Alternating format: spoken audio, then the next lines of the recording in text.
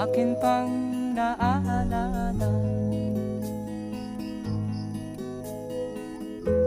Noong si ama'y nabubuhay pa, ang sabi niya'y Freddy, mag-aral kang mabuti, tulungan mo ang iyong sarili. Ang nais niya'y hindi nasunod.